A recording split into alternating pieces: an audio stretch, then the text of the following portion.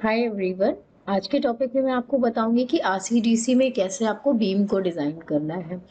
इसमें आपको करना क्या है कि जो अपनी फाइल है वो स्टैड में बनानी है। After creating the file in STAAD pro we will transferring the same file in RCDC and here we can design beam. मैंने आपको लास्ट वीडियो में बताया था कि RCDC is an advance level of software for designing. हम इसमें STAAD pro से file import करते हैं और बहुत आसानी से इसको हम एडवांस लेवल की डिज़ाइनिंग करते हैं। तो मैं यहाँ पे सेम फाइल मेरे पास रखी हुई है जिसमें मैं आपको पूरा प्रोजेक्ट बना के दिखाऊंगी। जैसे मैंने यहाँ पे आपको फाइल इंपोर्ट कराई है, यहाँ पे project name, client name, engineer code, ये सारी चीज़ें आप डाल सकते हैं। कोड में यू कैन सी आपके IS 456 के अलावा भी बहुत सारे कोड्स होते हैं, इनको कई सारी कंट्रीज़ में यूज़ किया जाता है। तो this is your import button. यहाँ पे क्लिक करके हमने अपनी फाइल को सेलेक्ट किया है और उसके बाद जो भी आपको डिज़ाइन करना हो आप उस एलिमेंट को सेलेक्ट करते हैं। लाइक मैंने लास्ट टाइम पे कॉलम किया था, so this time I am going to select the beam option and यहाँ पे किस लेवल की आपको बीम क्रिएट करनी है ये यहाँ पे आप टिक कर सकते हैं। Like I am taking third level of beam. तो यहाँ पे you can select also here multiple levels. 3, 6, 9, 3 metre का हमने यहाँ पे स्पेस दे रखा है, but right now I am going to select only 3 metre level and then create new project.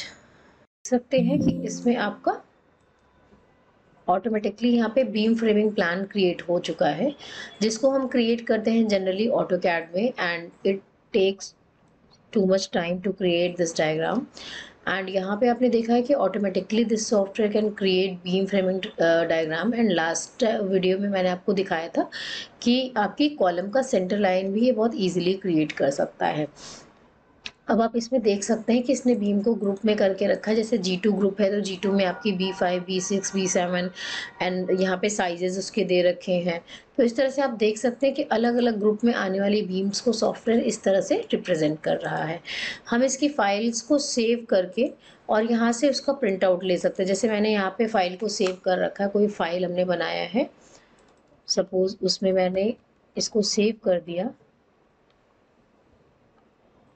यहाँ पे इस तरह से फाइल आपका नॉर्मल सॉफ्टवेयर की तरह फाइल्स में जाकर के सेव कर लिया। Then we can save this drawing also. आप देख सकते हैं DXF में हमारी ये बीम फ्रेमिंग प्लान जो है वो सेव हो सकता है and we can export this file in AutoCAD और वहाँ पे जाके हम इसको ओपन करके इसमें अपने अकॉर्डिंग चेंजेस भी कर सकते हैं। तो सबसे पहले हम लास्ट वीडियो की तरह सेटिंग्स में जाते हैं and set all the parameters. यहाँ पे आपको पैरामीटर्स दे रखे हैं, आपको रीइंफोर्समेंट के, मटेरियल प्रॉपर्टीज़ के, जैसे grades of steel, clear cover क्या रखना है, यहाँ पे रीबार का डायमीटर कितना रखना है, मिनिमम मैक्सिमम, ये सारी सेटिंग्स दी हैं। एंड इसी सेटिंग को करके हम अपने डिज़ाइन को बहुत प्रिसाइज कर सकते हैं। तो मैं इसमें कोई भी चेंज नहीं करने जा रही हूँ, इसमें मैं एज इट इज़ इनको रहने दूँगी। यहाँ पे डिटेल ड्राइंग्स के लिए भी, डिटेलिंग के लिए भी आप यहाँ पे पैरामीटर्स हैं, इनको सेलेक्ट कर सकते हैं to create more precise drawings. Then go to basic load cases. Basic load cases में आपको जाना है एंड स्पेसिफाई ये आपका dead load and live load. मैंने स्टार्ट में जब वर्क किया था तो उस टाइम पे 2 ही लोड केसेस लिए थे, that was dead load and live load. तो हमने यहाँ से ले लिया एंड इसको ट्रांसफ़र कर दिया। ट्रांसफ़र करने के बाद मैंने आपको दिखाया था लोड कॉम्बिनेशन के लिए यहाँ पे कुछ टेम्पलेट्स हैं, इनको आप देख सकते हैं। और ऐड फ्रॉम टेम्पलेट में अगर आपने रेगुलर स्ट्रक्चर के लिए किया है तो रेगुलर स्ट्रक्चर के लिए कर सकते हैं। फॉर इरेगुलर स्ट्रक्चर भी आप इसमें से सेलेक्ट कर सकते हैं। If your structure is irregular in shape then you can add here from analysis. Analysis में अगर आपने कॉम्बिनेशन लगाया है तो वहाँ से आप इसको ऐड करा सकते हैं। आई am taking for regular structure.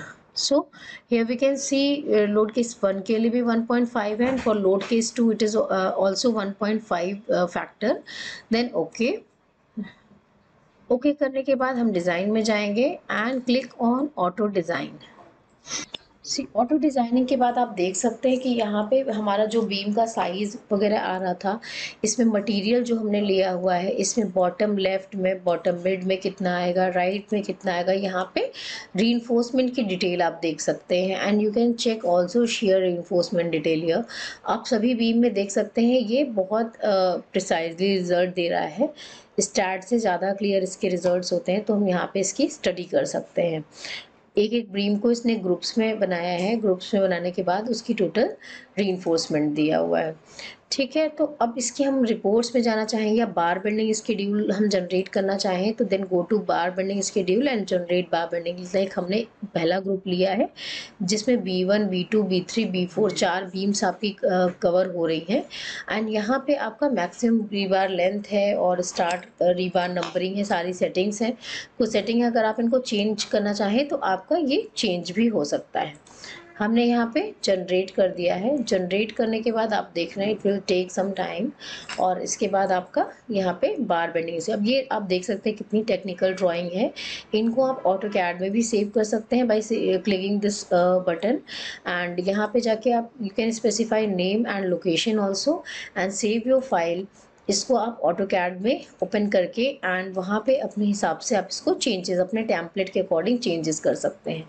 ये आप देख सकते हैं एंड यहाँ पे पूरा उसका बेंडिंग स्केड्यूल दे रखे हैं, समरी में दे रखा है। तो इस तरह से आपने देखा कि यहाँ पे बीम का आपका बार बेंडिंग स्केड्यूल बहुत इजीली जनरेट हो जाता है।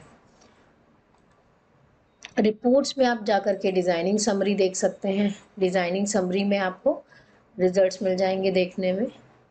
रिपोर्ट्स में जाके डिज़ाइन कैलकुलेशन अगर आप चेक करना चाहें या समरी देखना चाहें तो मैंने समरी पे क्लिक किया था तो आप देख सकते हैं यहाँ पे डिज़ाइनिंग की समरी ग्रुप बी जैसे अलग अलग ग्रुप मैंने बताया था आपको कि बीम की लेंथ को ग्रुप में डिवाइड कर रखा है इसने एंड यहाँ पे एक ग्रुप में 4 बीम्स आ रही हैं। तो यहाँ पे आप देख सकते हैं उसकी मेंबर ब्रेथ क्या है, डेप्थ क्या है, मटेरियल प्रॉपर्टीज़ क्या है और डिज़ाइनिंग कोड क्या लिए गए हैं, फ्लेक्चर डिज़ाइन, शियर डिज़ाइन, ये सारी चीज़ें आपको यहाँ पे सॉफ्टवेयर दिखा रहा है।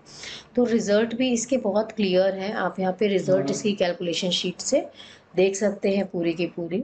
उसके बाद डिज़ाइनिंग यहाँ पे आप कैलकुलेशन शीट में भी जा सकते हैं। कैलकुलेशन शीट भी आती है आपकी डिज़ाइन कैलकुलेशन, तो उसमें भी आप देख सकते हैं किसी कैलकुलेशन कैसे क्या हुई है। ये देखिए, तो ये कह सकते हैं कि सॉफ्टवेयर काफ़ी एडवांस लेवल का और हमारी बहुत हद तक हेल्प कर रहा है कि ऑटोकैड में हम इन फाइल्स को ले जाके उनको प्रोफेशनली हैंडल कर सकते हैं। ये देखिए, इसमें पूरी कैलकुलेशन वगैरह आपकी दे रखी है ना। तो इस तरह से आप इसमें वर्क कर सकते हैं। ये कहाँ से रेफरेंस क्या लिए गए हैं, ये सारी चीज़ें, इसकी डिटेल रिपोर्ट भी काफ़ी अच्छी है। आप इसको डायरेक्टली कहीं सबमिट भी कर सकते हैं। ये देखिए, इस तरह से हर एक बीम की ग्रुप के साथ में पूरी एनालिसिस और सारी चीज़ें इसमें दे रखी हैं। तो ये आपका सॉफ्टवेयर था RCDC। इसमें देखेंगे कि बिल ऑफ क्वांटिटी भी देखिए जनरेट हो जाती है। Bill of quantity BOQ summary लेना है आपका, रीइंफोर्समेंट टाइप वाइज लेना है तो आप वहाँ से वो भी सिलेक्ट कर सकते हैं। एंड यहाँ पे करेंसी आपका जैसे रुपीज़ में सेट हो गया। शटरिंग की कॉस्ट यहाँ पे 600 रुपीज़ दिखाई गई है। प्लान एरिया हम कितना ले लें, अगर 225 स्क्वायर मीटर लेते हैं, इसको ओके करते हैं तो आप देखेंगे कि यहाँ पे आपका बिल ऑफ क्वांटिटी भी जनरेट हो जाएगा। ये देखिए, ठीक है। तो इस तरह से ये चीज़ें आपकी आती है। तो सॉफ्टवेयर काफ़ी एडवांस है। अगर आपको इसमें कुछ चेंजेस करने होते हैं तो आपको इसको अनलॉक करना पड़ता है। अनलॉक कर देंगे स्ट्रक्चर को तो आप इसकी डिज़ाइनिंग में चेंजेस कर सकते हैं। तो ये था हमारा आज का वीडियो। आपको कैसा लगा हमें कमेंट करके ज़रूर बताइए ये। और हम इसकी नेक्स्ट वीडियो में कुछ आपको और इम्पॉर्टेंट चीज़ें दिखाएंगे इस सॉफ्टवेयर से रिलेटेड कि कैसे इसमें और वर्किंग होती है। ओके, तो हमारे चैनल को शेयर करिए, सब्सक्राइब करिए आगे की वीडियो के लिए। Thank you.